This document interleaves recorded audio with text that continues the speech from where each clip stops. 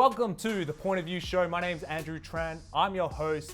This show highlights business professionals in Asia and around the world to get an understanding on what makes them effective, how they do it, and advice to help you grow in leadership, branding, marketing, and sales. For more information, head over to my website, www.andrewtran.asia. Before we get into it, smash that subscribe button and click notifications whether or not you're listening or watching this. It helps me a ton and it helps other like-minded people find these episodes a lot easier. Now let's get on with the show. AJ, what's going on, brother? Hello, mate. So great to be on this podcast or whatever the hell we're doing here. Oh man. Hey, so for anybody who's watching or listening, AJ was one of the first podcast guests in this point of view journey that I started last year at the start of lockdown and everything. But just for anyone that's watching and listening, what's been new? What's been happening since the last time we spoke? Yeah, wow, mate. It's been interesting. It's been an interesting year. I think last time we spoke, I was babysitting my cousin's kids, and I was in the suburbs, and COVID had just hit, and people were so much uncertainty. And I remember that you were talking about this idea of doing this podcast, and you said, hey man, listen, I can you come on and do something? And given our history, I was like, yeah, man, no worries. I'm here for you, And it was brilliant talking to you, because while I was technically on stage with you, I came up with this concept that defined the rest of the year for me. And you asked me the question, what are you observing out there in the world with the COVID in terms of business strategy? And right. And I came up with my drifters, shifters, and innovators thing on the spot with you, because I couldn't let you down, right?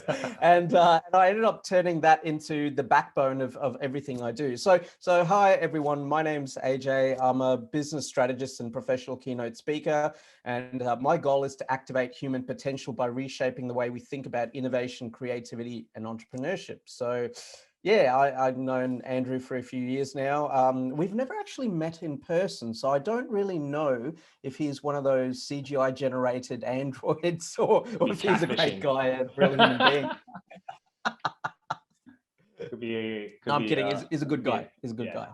Actually, to go back in our history, I think we met when you entered a competition to meet Guy Kawasaki, and this was back in the day when Google Plus was still an emerging thing, and Google just kind of enforced it on any Gmail user. And so he was like a chief evangelist, I think, for that. And we brought him over to Sydney, and then he was just, AJ was one of 8 people who had this really cool internet exclusive type of video chat. That it was great. In today's world, fast forward 9 years. It's been 9 years, by the way. Fast forward 9 years. It's quite normal, but back then it was still a new concept. I think cameras weren't even at the quality we're talking at right now. And I think MySpace was just dead. It had just died, I think, around that time. Yeah, Instagram hadn't been around, and the world was just in its kind of own. It was about to grow, it was about to boom, especially in Australia when it comes to technology. So that was it's interesting you say that. I think a lot of people, I know listeners and viewers of your show, they're a bit more digitally savvy like you and I, but I believe that a lot of people outside of these circles wouldn't have any clue. They've heard of MySpace as that thing Justin Timberlake did, back in the day, so it's. I think that's really important how you and I were not at the forefront of technology, but pretty close. Yeah. So it's interesting. Yeah, super fortunate. I think you just gotta be super fortunate with the careers that you gotta get, and not knowing as well, and just kind of having a bit of an open mind towards everything. I didn't know much about telco when I moved into the telco world, and I grew a lot from that, and I got to meet really fantastic people like yourself and quite a few others as well. And it's been able to kind of propel me to where I am right now in terms of my trajectory from a career perspective and what I do. So yeah, man, really, really cool. But look, today I want to talk about transformation, right?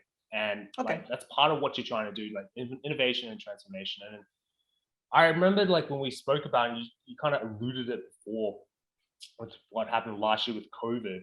I guess my question from that is like, when it comes to transformation, what happened with COVID, what was probably one of the big things that enabled brands to shift and transform during that time? Yeah, so it's been interesting, right? COVID has really sort of again, I go back to that concept that we were talking about a year ago, which is the drifters, the shifters, and the innovators.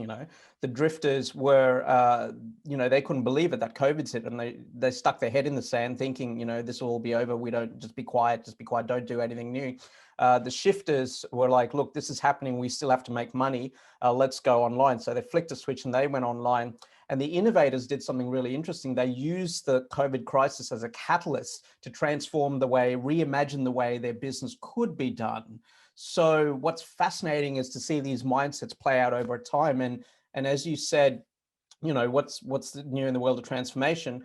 What's really interesting is that there are still some drifters out there. Some industries, they just really like, oh, this will all be over soon, but it's dragging on. The business is suffering. They just don't get it, right?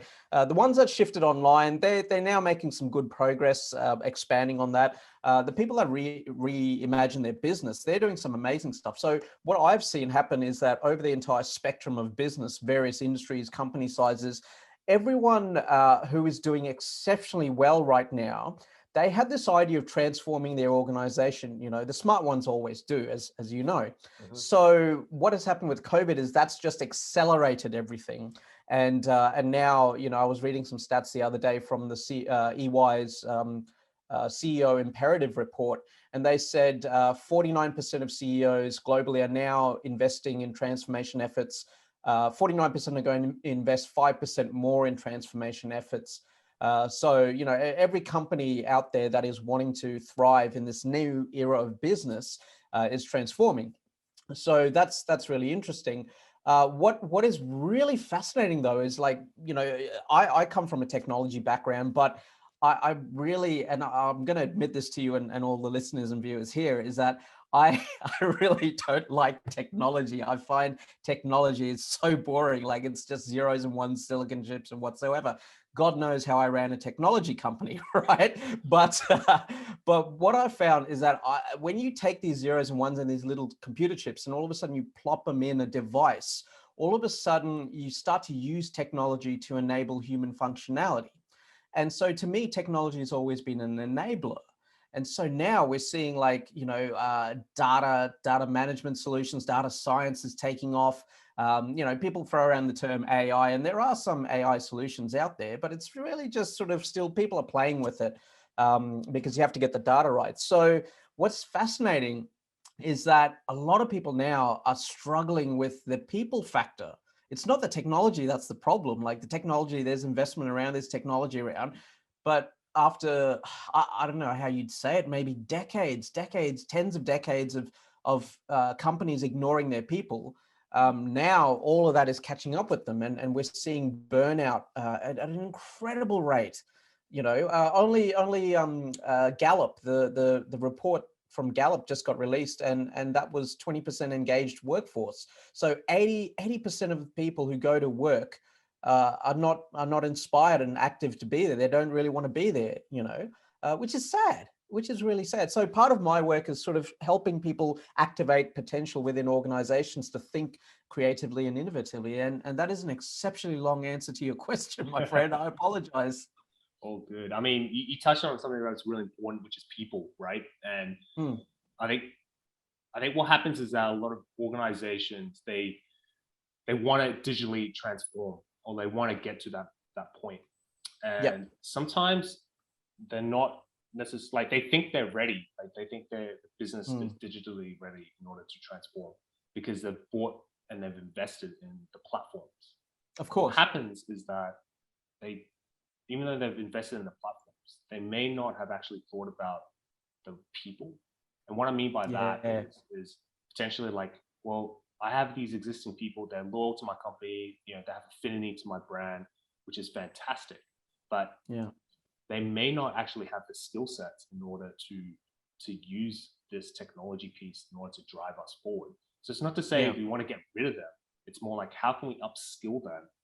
And also, how can we support them as well with processes in place that will enable us to create governance to our boards and stakeholders and whatnot. B, enable them to grow, to utilize the technology in its place, and also to improve their career as well, to kind of provide them with a skill set that will enable them to grow both as a specialist in that kind of zone, but also to take that and kind of, like build it out from a industry point of view as well. So I think that's where, when I speak to a lot of companies and where they want to be like, I want to grow and I want to transform, one of the few questions I do ask is like, how is your people? Like, how do you set your company up? And I mean, do you kind of have that as well? Like, what are some of the first things you kind of do when a company kind of comes to you and go, hey, AJ, I want to transform. I like what you're talking about. I want to transform. What's a couple of first few questions you would ask them? Yeah, so my approach is really simple, and it comes from I love simple things, and it comes from my days in personal development. Like we're always growing, we're always changing, and back in those days, it's very simple. What are your goals? What are your challenges? And what's the difference in between? What's the gap in between? So really, that's what I look for. And I'm listening more than I talk, which is part of the business strategy side of my services. But really, I'm looking to hear certain phrases like, yeah, we want to activate our people. We want to be creative. We want to be innovative. So what have you tried? What isn't working for you? And what I find fascinating is that, a lot of people they're approaching problems not very in depth. Like they're saying, we have this problem. All right, we just need a solution. All right, let's go. Who's a design thinking expert? Let's get design thinking in. Or we want people to collaborate. All right, well, knock down all the walls. Let's build open offices, and all that stuff is real theater. And apologies for anyone who is watching this and goes, hey, I did that, but listen, that stuff is cool. It's nice to show off. It's nice to put in annual reports. But at the end of the day, what we're all trying to do is improve business in terms of results. And to do that, you have to invest in really sort of helping your people think differently. And so that's really what I ask people. I'm looking for the gap, and what they say will tell me, oh, okay, they've got that problem. And 9 times out of 10, man, it comes down to they haven't really thought about it in terms of people development. They're just pulling off programs that are off the shelf, design thinking workshops, agile, lean, and all that stuff is good. But what I find is that when you dig a little bit deeper, they're having trouble activating those programs inside a big corporate organization. Like people are so busy doing their jobs. Why on earth would they go on agile or a lean or something like that? So yeah, it's the gaps, man. Yeah, you touched on it really well. Like the gaps from how resources being structured, the gaps in terms of like how the processes are being relayed, so that cross-functionally teams are working together, and then the gaps obviously with like technology and the integration of technology as well, because a lot of large organizations that you and I kind of work with, they're on this kind of big technology kind of platform run out, where they're having to integrate and also assess legacy systems coming in, and they're having to kind of, well, of course, do we need it? Do we not need it? Can we adjust it? Can we do all this kind of stuff? Can we if we add these connectors in, can we do this way, or do we have to build something brand new? So these things happen, and yeah, it's just one of those like challenges that I think we as strategists we need to face, and as business leaders, like that's what they're facing as well, and that's one of their kind of big challenges coming in. I think Boston Consulting did something like that. Like they kind of showed like 6 key steps in order to kind of move towards. Yeah, you put that up the other day. I saw that. Yeah. It's fascinating to see their approach, And one of the things is like, BCG, all the big consulting firms, right? They're pretty good. The problem is that, they're not accessible to everyone, And I think it's a really interesting value proposition. And when we look at, and I'm going to use the term, don't shoot me for it, but disruptive innovation, none of the disruptors went to EY or BCG or Accenture, or, they never had access to that. But what they really understood was, this is a problem for a lot of people. How do we fix this problem? And I find that the corporate institutions, they really have institutionalized thinking. And, like my background is small business, and over the last probably 4 or 5 years, I've transitioned to the larger corporate market. And the difference in thinking, like it is just, I'm so stunned, they can't sort of see outside this little box, like it's really weird. And when you put it to them like that, they're like, okay, I get it. It's so weird, man. But this is part of what it is being human. And going back to what we were talking about a moment before, they're trying to solve all these problems by throwing technology at it. It's a massive disconnect. So it's fascinating. Yeah. Actually, speaking about your business and what you're doing and stuff, man, like, I like what you've done right now. Like, we're going a little bit off topic, but I like what you've done in terms of your personal branding, man. You've gone ahead and you created you created that really cool podcast like during the pandemic, right? Yeah, that thing. Yeah, so that was just sorry, 1 second, drop something. So I created that podcast. So that would be the Business as Unusual.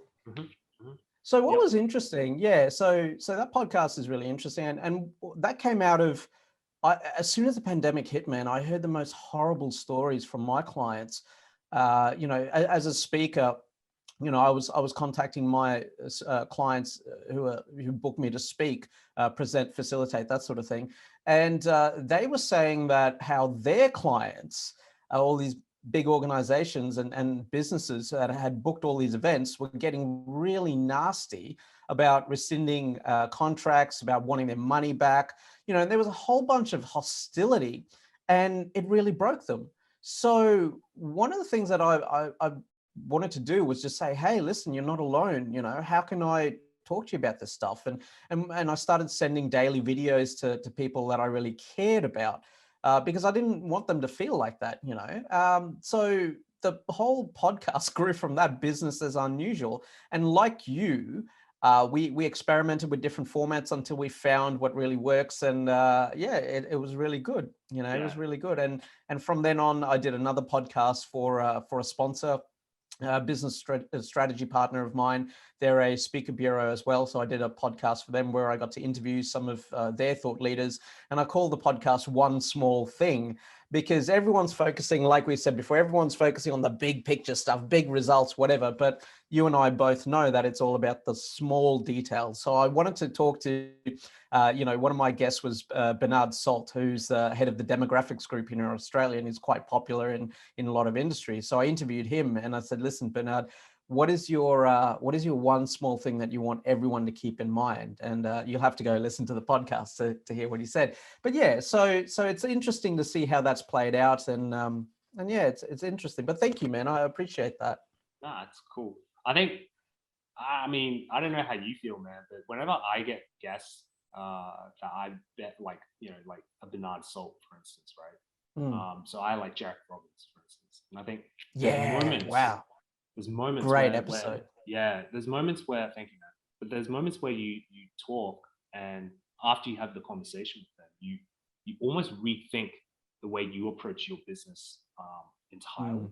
And did you feel like that was the same thing as well when you were speaking to your guests? Like, it made you rethink? Well, what was interesting was I invested. Yeah, so that second one, right, with all the guests, that was very interesting, because one of the things I wanted to do was I didn't want to be like anyone else, right? So I invested a ton of time and energy. We're talking hours, right, in researching each and every one of my guests. And for me, man, I want to find something interesting that I can run with. So I would look for the most obscure things with these guests. So one of the things I found out about Bernard Salt was that he I think it was his first presentation. He'd been working for KPMG and he went out on his own. And I think it was his first presentation that he had to deliver to an audience the day after 9/11, So I was like, wow, okay, let's talk about that. And so in order to do that, like, these people don't know me, right? So I had all this background information on them. So one of the questions so I would, before talking to them, I would have like a private offline chat with them. It was only about like 5 minutes, and I just said, look, I want to talk to you about some stuff. And I'd ask them all these personal questions, and that was the most valuable thing for me. So in going back to Bernard Salt, what he told me during that pre-interview stuff, which changed my thinking entirely, was that we're just all up and coming, right? And so he's someone who's established himself. He's been in business for 20 odd years or something, maybe longer, and he said the most profound thing to me. He said, they only heckle you on the way up, right? And I was like, ooh, that's good. That's really good. Because it gave me great comfort, I don't know how it is for you, brother, but for me, I face immense challenges trying to challenge the status quo and be heard, especially in the speaking, meeting and events industry. It's an incredible battle for someone who looks like me. So, hearing that gave me great comfort, and I realized, like, what, he's right. Once you've made it, the game changes. So that was really useful. Every guest gave me a little bit of insight and helped me be a better speaker, a better presenter, revamped my thinking on business. So yeah, man, it was really interesting. Yeah, I feel the same thing as well. Like, you find out when you speak to these people, like your guests, for instance, the way they communicate. Everyone has a different way they communicate, but how they command that communication tool, like their voice, is actually really cool. And I have one guest that spoke about that and spoke about like vocal archetypes, and it made me immense. Like, after we had a chat, and obviously it's like the first 5 minutes pre-call, and then afterwards, right? And you have that chat with that person, and it makes you think about how you approach certain things, and the reason why you have a different voice when you speak on a microphone versus on camera versus to a buddy. Yes. And you probably would have heard that as I've been speaking to you, like between now and when we just kind of just talk regularly. Of course. Like, yeah. So I feel like, oh, okay. And but still remaining authentic as well. I think that's such an important thing, because it's not like, I think everyone goes, oh, if you flick a switch, then you're not being authentic, but you essentially are. Yeah. Man, I'll tell you something really interesting, right? I was very grateful, or in the right place at the right time, when I got access to this conference. That it was an online event where I normally would not get access to, but I got access to it, right? And I saw this one speaker, and she was a professional speaker like me. And, she had like the production value. She had a nice backdrop. She had lighting. I don't think she had a microphone, which is a bit disappointing, but, she delivered an hour-long presentation. It was incredibly hard not to like to watch. It was incredibly hard to watch. She wasn't engaging. She was delivering stuff for herself, and unless you know about presentation, you wouldn't normally pick it, and everyone was polite to her and they said nice things about her. But, I really struggled, right, in this presentation. And it's disappointing because, I'm a professional speaker, and I compete with people like that. And there's this perception that, well, why do I want a professional speaker, and so the difference between a professional speaker is meant to be very different to another speaker. Having said that, I watched another session where this lady didn't have any lighting, didn't have a microphone, didn't have slides. She was literally just like this, looking at a screen and up again, right? Man, I sat there and her topic was she's a lawyer, right? So you can imagine how insane that was. Mate, I got to tell you, I sat there and watched her for the entire hour. I did not pick up my phone. I was mesmerized by her because she had this incredible stage presence. And it turns out that she's actually a singer and a performer, so she knows how to hold an audience attention. And I think, man, if anyone else watching this really, I mean, everyone's talking about Zoom fatigue, right? Of course, you're going to get Zoom fatigued if you feel like compelled to watch something that you really don't want to watch, right? Like we've all been there. But if you can figure out like, hey, how can I really get excited about something? You know, it doesn't have to be a whole thing. Just when you start the call, you know, say, hey, this is what I'm really excited about today. I get to meet all you people here. And yeah, I get to see you every day, but like, look, you know, I'm so excited about this. And that is infectious, man, in a good way, not in a bad way, but, you know, holding that attention. So if anyone wants to really help address this Zoom fatigue, find something exciting to talk about your work. Like it doesn't have to be big. It could be the littlest detail. Like, oh, I got these really interesting stats the other day. Or, hey, have you seen the marketing projections? But you notice what I'm doing with my voice? It's because I'm genuinely excited, man. You know, and if people can really take that away, if you learn nothing else from this conversation, I really hope that, you know, if you can find something to get excited about, people won't be fatigued, you know, and it'll show that as a leader that you care. So yeah, man.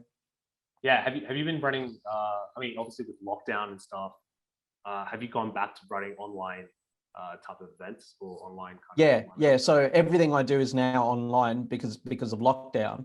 And it's interesting to see, like, obviously this camera with you here is a single camera setup, but normally I run multiple cameras. I incorporate slides.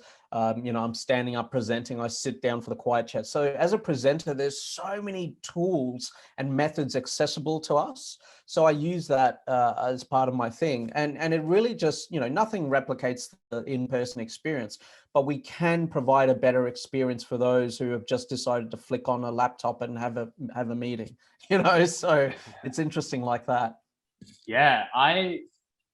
So I run workshops as well, right? But one thing that I find really interesting is running events online and trying to almost not crack the code, but just make it a little bit interesting, a little bit different. I think what's happened is that people like, I mean, Salesforce does it really well, like in terms of their online events, but I think everyone tries to strive for that. And what happens is like a lot of people don't get anywhere towards that. And the reason being is because they try to replicate one-to-one as to like offline to online. Whereas the reality is that like online is its own beast, and therefore the attention span is a little bit different. And the way you present and the quality or how you present it actually reflects in the overall presentation. And so I've been experimenting with that. But one of the things I try to do is play games with my participants and audience. And one thing I'm actually going to try, have you ever heard of this thing called GatherTown? No, what's that? So GatherTown is a spatial awareness or like spatial environment type of oh wow, like virtual kind of reality, right? Yep, And cool. You do it on your phone, but think of like old school 8-bit you know, graphics that you build your avatar and, you know, circle around like the environment with. Yeah, wow. But what happens is like, because it's spatial awareness, so if you and I kind of approach each other, our cameras will open up, and so we can actually see each other. But we can also see the phenomenal, screen. man. And so you can create some real cool environments, like in a bar or in a street or something like that. You can create like a mini city, for instance. And That's amazing, man. Yeah. You can do quite a lot of stuff. You can create like little booths and everything. So if you want, like, so you and I talking in the street, for instance, and we just want to have like a quiet conversation, we can walk to a booth, and so only you and I or anyone that's in that booth can actually hear us, which is kind of cool.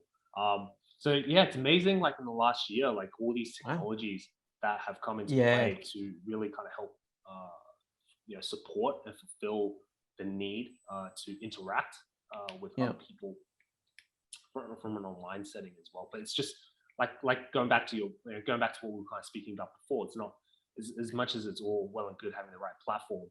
You have the right processes and the right people to help communicate that to your audience and to kind of help, I guess, herd people towards certain platforms and actually be quite open towards it. Because, you know, there's a lot of like with anything, right? When we implement strategies for large corporations, there's a lot of change management that goes on, and as a result, like, you know, what comes out of that is fear.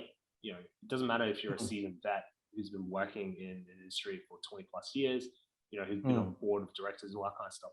Whenever there's a change and you're not part of that, you're not really in control of that change, have some fear. Yeah.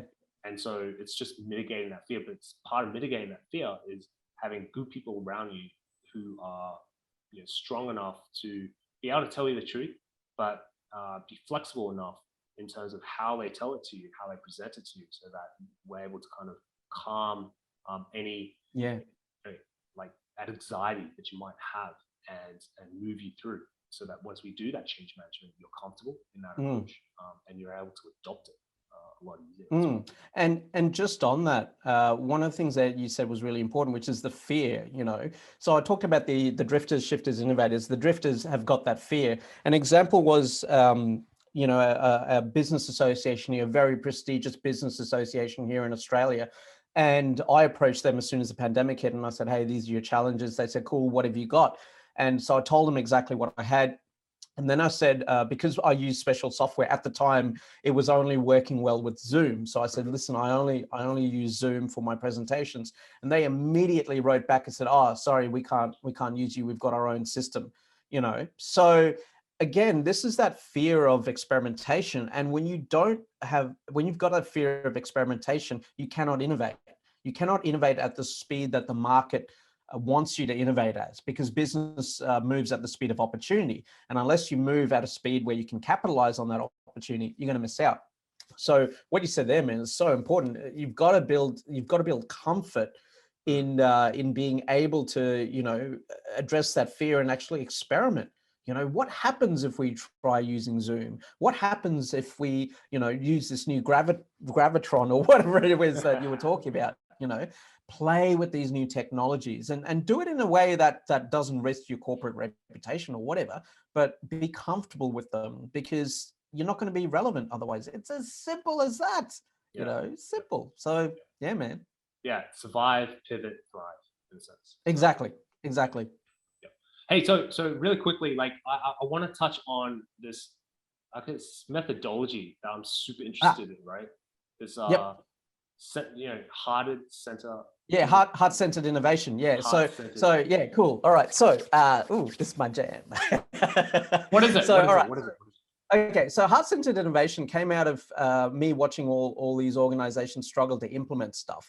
And I realized what we spoke about before was that everyone, they try to do all this stuff. They're trying to solve problems, but they don't really go down to the real root cause of the problems, right? And if you can get people thinking differently about the way they see the world around them, so many things change. So heart-centered innovation was born out of this observation where every company out there they're doing innovation, right? Every company out there calls themselves innovative, whether or not that's rightly the case or not. But what they're all doing is the innovation exists on a spectrum, right? And on one end of the spectrum is the commercialization of innovation, which is your products, your services. How can we make money out of ideas? But on the other end of the spectrum is about internal innovation. How can we enable our people to be more creative, to think more, to act entrepreneurially, to be commercially minded? Very few organizations are focusing on internal innovation. They're not taking the same creative energies from external and applying it internally. So heart-centered innovation bridges that gap. And there's 4 pillars. You've got the care pillar, you've got the commit pillar, the create pillar, and then the connect pillar. So just quickly, the care pillar is the most important pillar, because if people don't care, nothing happens anywhere, right? So you got to get people to care about stuff. And so I do, workshops and presentations to help people work out how to get more people to care. Once people care, you need to have them committed to achieving results. So in a large organization, especially in matrix organizations, you've got people that are involved in a whole bunch of stuff, but they're not really committed to achieving the results because they're time poor, energy poor. They're involved with a lot of things, and that causes burnout. If you've got prolonged exposure to someone else's priorities, you're going to burn out. So what's really interesting is when you have that sense of care in an organization, and then you get people to commit, they do it naturally. So once you've got people caring, committed, the next stage is to actually create a solution. And this is where a lot of organizations go wrong, because they rush in to solve a problem. They don't really focus on the people aspect of caring or getting people committed. You know, they'll run a design thinking workshop or a hackathon or something quickly, you know, but yeah, and the solutions they come up with aren't really sort of engaged by the organization. It's very hard to sell a transformation package if it's a new ERP system or get people to buy into it, you know. So yeah, that's the create piece. Now, once you have all those pieces, whatever you create, then you need to connect it with people to get them to care. And we do that through strategic storytelling. So the care, the commit, the create, and the connect become heart-centered innovation. And what's fascinating is that all this stuff is really instinctive. So when you can like diagnose any challenge within your organization using heart-centered innovation, because it's like, all right, well, we need to increase revenue. Great. What do our people care about in the market? All right, who's committed to solving this problem? What can we create to get value? How do we retell marketing stories more effectively? You're a marketing guy, mate. You know, how many campaigns have you seen that are so stale? You know, the entire world has changed and it's so boring and stale or whatever. Even the tourism ads are very me, you know, like, look at me, whatever. One of my favorite tourism ads, which a friend sent to me, was they got a woman to go up the top of the Burj Tower, and it was welcoming everyone back to Dubai. Like, it is phenomenal. And they showed, and of course it looks like a phenomenal ad, but then they showed the behind the scenes stuff, which let audiences realize, oh my God, this is amazing. That is courage. That is an organization that does not have fear to innovate. You know, so you know, you can use all these tools, heart-centered innovation, to diagnose challenges in your organization. We need to attract the next generation of talent. Great. What did the next generation care about? Who can we get committed to our organization? What can we create that will really attract them to join us? And how do we tell those stories? How do we connect with them to get these people to care? So any challenge can be diagnosed with this. And the best thing is you can use it. If you've got, you know, all these other initiatives, transformation initiatives, you can use heart-centered innovation as almost like a gateway drug to open up people's mindsets, because, you know, oh, they're bringing the new ERP system. All right, we'll come in and let's have a chat using the framework of heart-centered innovation and get people engaged and excited. So when the new ERP system finally gets, released, boom, everyone loves it. So there's more uptake of ideas, and, you know, so heart-centered innovation, man, huge potential. And it is the enabler of technology. Well, sorry, not the enabler, but, you know, technology used to enable people. Now it's all about technology amplifies capability. So yeah, it's exciting. Dude, that's awesome. I think one thing I really liked about it is that it is adaptable, and Yeah, what's cool is that it's easily to learn, right? yeah, Because like everyone has different methodologies. You know, like name XYZ consultant, they come in, you know, they might deploy this type of methodology because it's proprietary yeah, to that, blah blah blah. But yeah, you know, when that happens, then everyone needs to learn this new methodology, right? yeah, And there's going to be yeah, struggles that comes into play. And yeah. but with yours, you're able to, like, your methodology actually, you know, blends really well. It's actually quite flexible enough that Thank you, man. anyone with like basis methodology and say like user experience, for instance, right? Yep. Then they, or like design thinking, sorry, then you're able Yeah. to actually deploy that pretty well. Exactly. And because you use heart-centered innovation as that activator to get people thinking about doing things differently, all of a sudden all these other programs just slot right in because it makes sense to everyone all of a sudden. You know, no one's there going, why do I have to do this? You know, like, it just gets rid of that problem. It's literally, and I joke about it, but it literally is a gateway drug to innovation and creativity. Yeah. And with all these CEOs trying to transform their organization, in fact, 57% say that, you know, they need to activate their people. So, you know, if you need to activate your people to get them thinking creatively, please go download my guide, Reimagining Innovation. Andrew will send you the link. It's completely free. It's direct download. Don't sacrifice your email address. Just get it, use it, and help people, you know, help people. And I think it's so important that, you know, there's this cliche about doing what you love, but also love what you do, you know? So yeah, it helps. And yeah. Yeah, you know, like, just to touch on what you kind of spoke about with like Burj Khalifa, the ad. Mm, Um, you know, I think one thing that a lot of ads from a marketing sense, from a creativity sense, they should try and go back towards is that behind the scenes. A lot of It's a lot of a lot huge, of big man. brands are doing. So even like small businesses, right? So lately, now that I'm in lockdown, I hear a lot of these stories from small businesses, predominantly from the food and beverage industry, and they're trying to figure out how to be innovative, and then they think that, oh, if I pay this micro influencer, this influencer is going to be able to like talk really great things about my products. I can get exposure of my products and services, and it's gonna deliver foot traffic once things open up. And that's such a wrong approach, man. Like you should be, Exactly. the food and beverage industry. You should, like, if you own a coffee shop, for instance, right, and you're selling coffee beans, you should be describing like, oh, hey, today we're roasting blah blah blah blah. This is a really great mix. We're going to do half roast, or sorry, we're going to do medium roast, and we're going to be able to create this like really great texture and blend, and the taste that you're going to have it's going to be slightly nutty with a little bit of acidity towards the end to the aftertaste, but it's really suitable for those who want an espresso, versus those who want like cappuccino.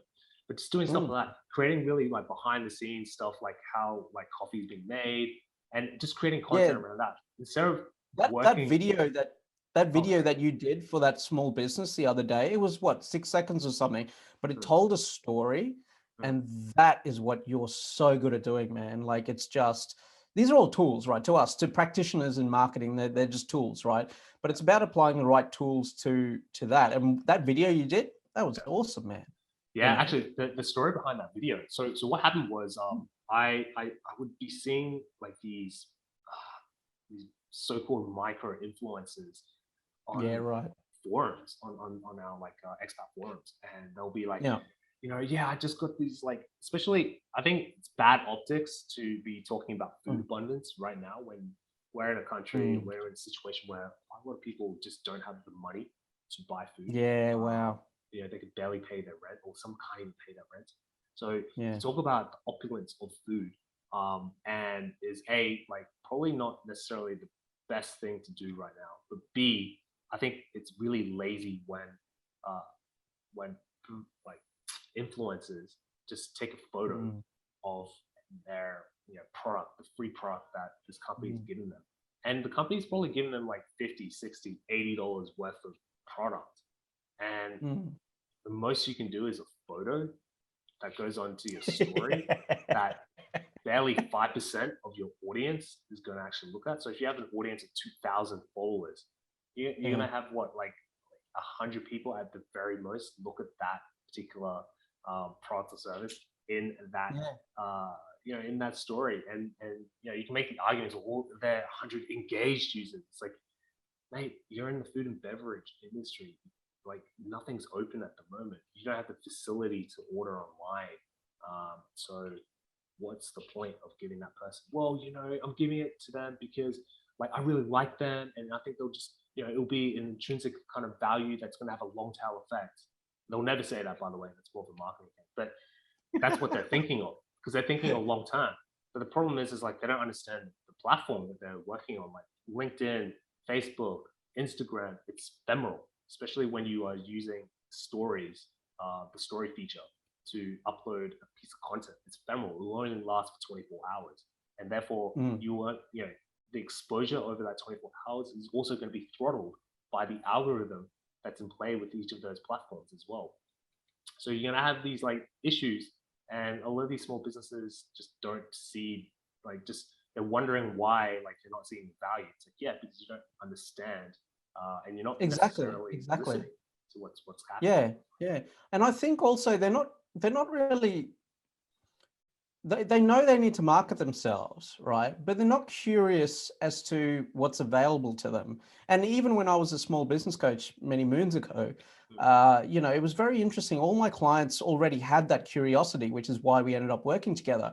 But I noticed that in general, they're not curious enough as to how, look, we've got a product. How can we tell better stories? And that's where you come in, because you've got this toolkit, a toolkit of mindsets, tools, strategies, tactics, and all you do and say, right, what do you want to achieve? What have you tried? What are you comfortable with doing? All right, based on that, Andrew Tran Digital can help you do this, right? AT Digital, and it's just the access to someone like that is gold, man. So I think it's more about how do we generate curiosity in the minds of our buyers? And I think, like what you were saying about storytelling, right? I'll tell you what's fascinating, right? And I'm on TikTok, and I've never posted anything on TikTok, but I watch and I see, all these creators, right? And they tell stories in the most incredible ways in such a short time. One of the things that I'm obsessed with is because I'm a bit of a foodie, right? I love watching cooking stuff, right? So I've seen all sorts of shows, whatever. There is one guy on there, right? And his name is India. Yeah, his handle is India Alpha November. And I was like, what Indian and November? What, like, who is this idiot, right?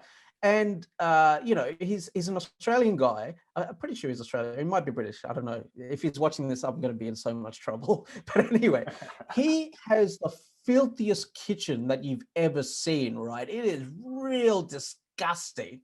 And he goes around this kitchen and he grabs pots and pans and he washes them down and he cleans them. So he creates the most chef quality dishes amongst this chaos, right? It is insane. But you're listening to this guy and, well, that's contrast, that's contrast. It's the unusual factor. That's why people are talking about it, because these beautiful dishes come from so much ugliness.